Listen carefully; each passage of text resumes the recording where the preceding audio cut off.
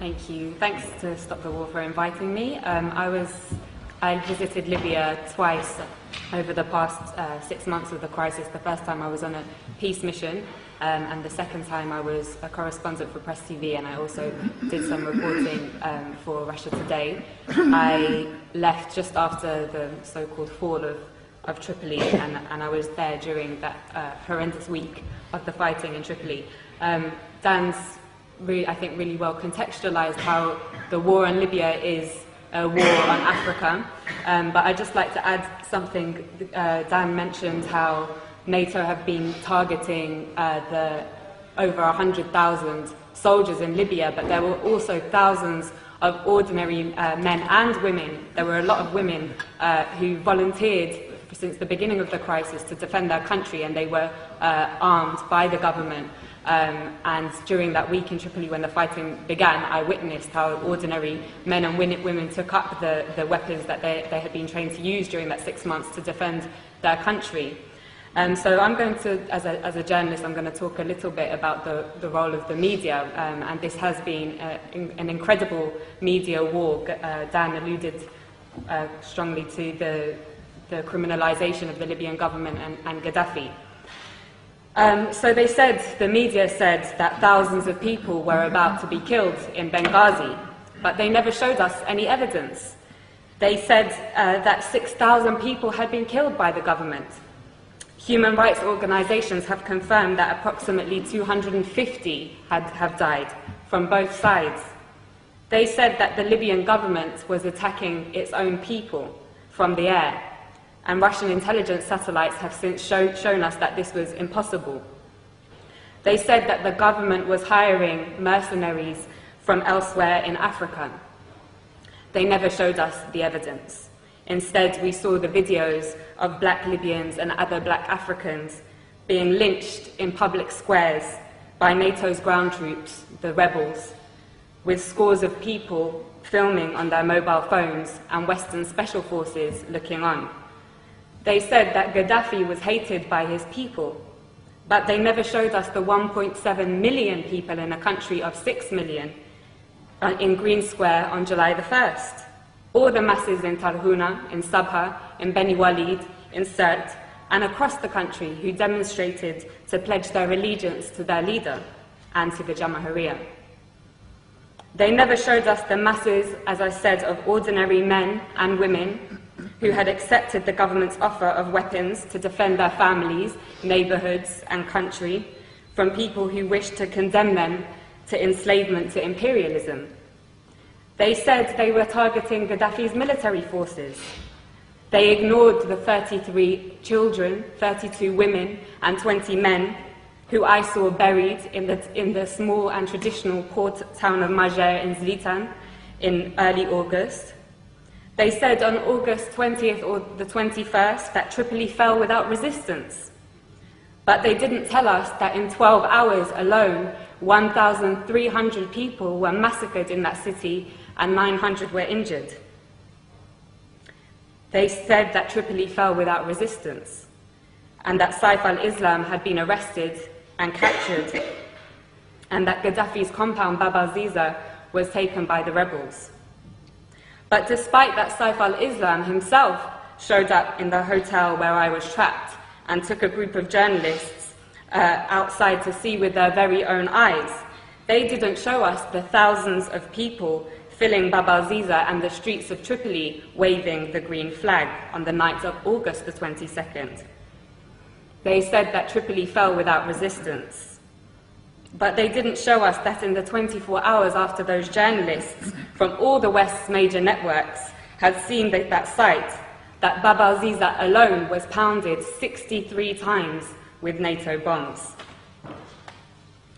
They didn't show us how all the gatherings of the people to defend their capital, from those who wished to send them back to the times of colonial puppet King Idris, were attacked with missiles and Apache gunships. They didn't show us how the brave people of Abu Slim, the poorest area in Tripoli, and the staunchest area of support for Gaddafi, resisted for 5 days until on August 24th, NATO attacked anything that moved and piles of bodies lined the streets. They told us that the country was liberated. 6 weeks later, the rebels have conceded that they won't be able to move their headquarters to the capital. And that the rebels have confirmed, I think it was today, that they won't be able to take Bani Walid, and Sirte also remains strong. So, Gaddafi, mass murderer, hated by his people so much that they would beg NATO to bomb their own country, hated so much that the capital city fell without resistance. Or NATO, mass murderer, killing the Libyan masses because they would die for their leader, just like in Tripoli. I know which one we have mountains of evidence for. In fact, there is so much evidence that even the Conservative Party's own mouthpiece, The Telegraph, has been unable to hide from it. Amongst their numerous reports showing that the rebels lack the popular support that Gaddafi enjoys, one article published this week reported what I heard throughout my stay in Tripoli. A resident of Sirte, Susan Farjan, said, "We lived in democracy under Muammar Gaddafi. He was not a dictator. I lived in freedom. Libyan women had full human rights. It isn't that we need Muammar Gaddafi again, but we want to live just as we did before." In the same article, 80-year-old Mabruka says, "Life was good under Gaddafi. We were never afraid." Again, in the same article, another elderly lady says, "They are killing our children. Why are they doing this? For what? Life was good before." And yet another says, "Everyone loves Gaddafi, and we love him because we love Libya. Now the rebels have taken over, we might have to accept that. But Muammar will always be in our hearts." The spectacular U-turn of Al Jazeera, from being a somewhat critical voice of imperialism's wars of aggression in Iraq, Afghanistan, and Palestine, to being an open facilitator of the same aggression against Libya, Syria, and even now the progressive nations of Latin America, was perhaps the greatest propaganda trick I have seen in my lifetime. Co-opting the support of their faithful Arab viewers in the West, whose voices garnered particular prominence during the fashionable so-called Arab Spring, was an important move in order to get all progressive circles in the West to join in the essential criminalization of Gaddafi, when those very circles should have, in contrast, been elevating the status of the not-so-fashionable Libyan Jamahiriya and learning from it. Now all cards are on the table. Al Jazeera's Director General Wada Kanfar has resigned following the release of WikiLeaks cables, which revealed he has been taking orders from none other than the CIA. He has been replaced by a member of the Qatari royal family, which has been heavily engaged in the war against its fellow Arab brothers and sisters in Libya.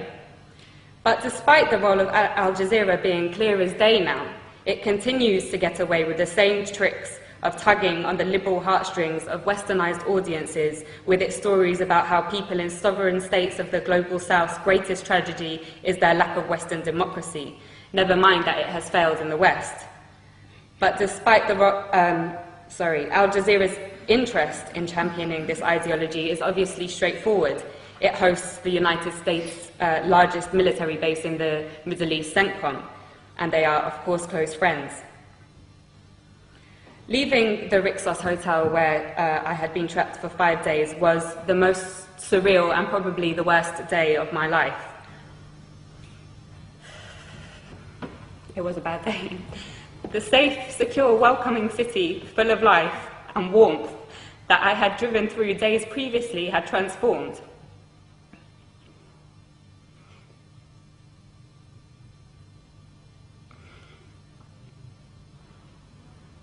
It lay in ruins, and you could not look in any direction without seeing guns or heavy weaponry. Many people had gone into hiding, been killed, and thousands of others had fled. And the people that I knew who remained, who had been the very people who had helped me to learn about the glorious recent history of Gaddafi's Libya, were inevitably traumatized and in a complete state of shock. Libya reached a point, as Dan said, of having the highest standard of living in Africa, a high level of literacy, universal healthcare, and free university education, a high status for women, in society and the greatest degree of equality for the large black population in the whole of North Africa and the Middle East. Those 40 years of revolutionary achievements have now been reversed. And for what? A year ago, after crippling wars in Iraq and Afghanistan, and with the growing economic crisis of the imperialist nations, it seemed a remote possibility that the West would have the capacity to embark on another costly and embarrassing war. It seemed that the hegemony of the West was rapidly on its way out. But as Gaddafi's close brother Hugo Chavez said in his recent letter to the United Nations General Assembly, right now there is a very serious threat to global peace, he said. A new cycle of colonial wars which started in Libya with the sinister objective of refreshing the capitalist global system. End quote. He knows that his country will be targeted in that cycle, with the very same model that they used against Libya and are now using against Syria. In the absence of an effective anti-imperialist media that can challenge and preempt the tricks of imperialism through its global media, it is the role of all progressive people to champion the sovereign states of the global south, who, like Libya and Syria, are a thorn in the side of the West. Otherwise, they will be picked off one by one to add fuel to the dying fire of imperialism. And on that note, I want to end with my wholehearted thanks to the heroic Green Libyan resistance, which continues to amaze the world in their ability to stave off the world's most powerful military machine. As Gaddafi said, not only are they defending Libya, but also Syria, Iran, Algeria, the African continent, and the entire global south. Thank you.